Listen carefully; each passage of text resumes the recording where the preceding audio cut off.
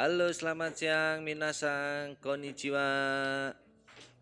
Ketemu lagi dengan saya, Sensei Hendra. Salam lentera, berkarya dan beraksi. Oke, di pelajaran kita hari ini kita akan belajar tentang partikel no, ya, minasang. Bicara tentang huruf no atau partikel no, ternyata huruf ini sering berperan menjadi partikel yang membantu menghubungkan antar dua kata benda. Postingan kita ini akan mempelajari fungsi partikel no. Partikel no yang pertama untuk menghubungkan kata benda. Kata benda yang pertama berfungsi menerangkan kata benda setelahnya. Rumus kata benda 1 plus no plus rumus kata benda 2. Contoh, Sakura no hana, bunga sakura. Indonesia no ryori, masakan Indonesia. Nihongo no sensei, guru bahasa Jepang. Contoh selanjutnya ini berbentuk kalimat Orewa Chijusakyo no otoko desu. Gue adalah laki-laki terkuat di bumi. Jika kata pertama adalah kata ganti atau nama, maka memiliki arti kepunyaan. Nah, sekarang kita akan belajar tentang partikel no yang artinya kepunyaan atau kepemilikan. Contoh, Sasuke no Tomodachi, teman Sasuke. Sakura no haha, ibunya Sakura. Terus watashi no gakko, sekolahku. Terus beberapa pola contoh lainnya, misal Tomodachi no Sasuke, Sasuke yang merupakan temanku. Haha no Sakura, Sakura yang merupakan seorang ibu. Hiro no watashi, saya yang merupakan seorang pahlawan. Terus yang menerangkan tempat, sekarang ada untuk keterangan waktu yang menerangkan tempat. Contoh, Nihon no Tokyo, Tokyo Jepang. Indonesia no Jakarta ni sunde imas, saya sedang tinggal di Jakarta, Indonesia. Nah, itulah fungsi dari partikel no yang berfungsi menghubungkan antar kata benda. Masih ada beberapa fungsi lainnya seperti di bawah ini. Jika partikel no berada di akhir kalimat, maka berfungsi menjadi dua hal, yaitu yang pertama, partikel sebagai berfungsi sebagai partikel penegasan. Imawa isogashi no des. Sekarang aku lagi sibuk. 2. Okanega naiyo, nainoyo, aku tak punya uang, tahu. Nah, fungsi partikel no dapat disingkat menjadi n. Dengan syarat setelahnya harus ada kopula, des atau da. Contoh, ima wa isogashi des, isogashin des. Sekarang aku lebih sibuk ya. Okanega nain dayo, aku tak punya uang, tahu. Terus partikel no yang berfungsi sebagai penanda pertanyaan. Contoh, dos tano ada apa?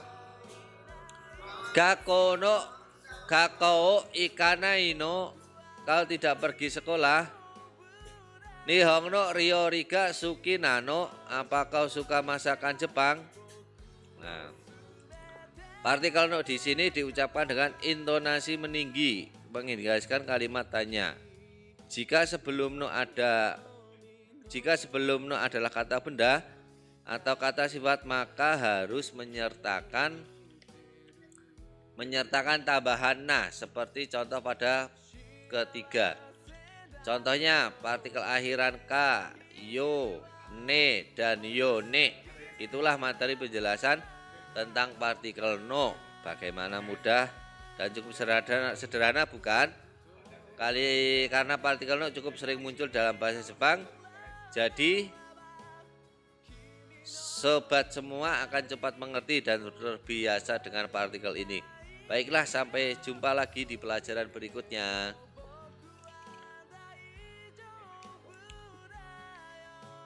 Di partikel selanjutnya kita akan membahas perbedaan arti di pada partikel ni dan d ya. Jadi kedua partikel ini memiliki arti yang sama yaitu di, tapi ada perbedaannya.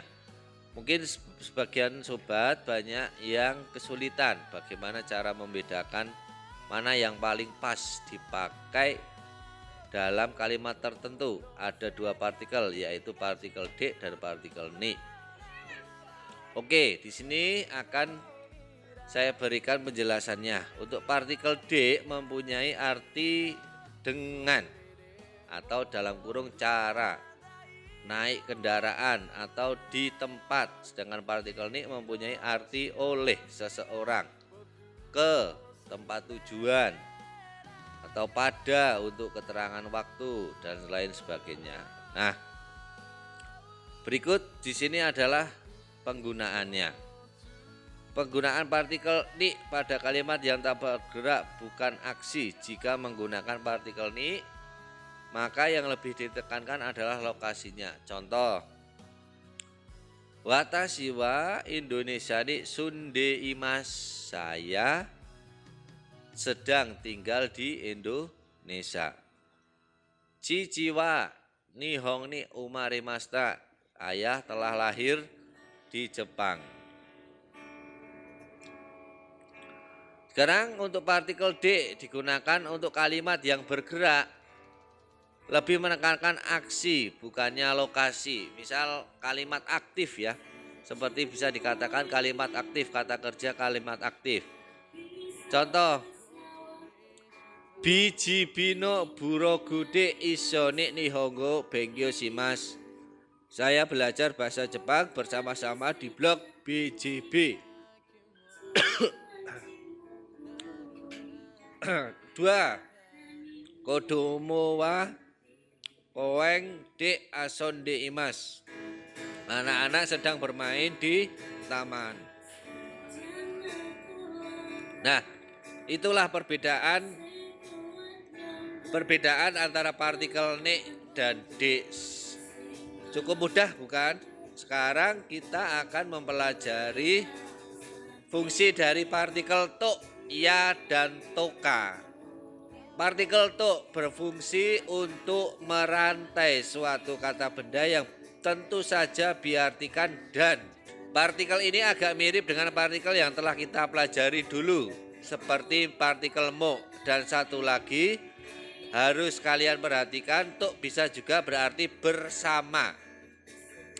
Jadi selain artinya dan juga bisa artinya bersama. Contohnya, Nihon no ryori to Kangkoku no ryori to Indonesia no ryori ga suki desu. Saya suka masakan Jepang, Korea, dan masakan Indonesia. Watashi wa haha to imoto to ototo to sunde imasu. Saya tinggal bersama ibu, adik perempuan, dan adik laki-laki. Nah, itu untuk dari partikel to yang artinya dan bersama. Sedangkan untuk partikel ya berfungsi untuk mendaftar kata benda. Dan artinya juga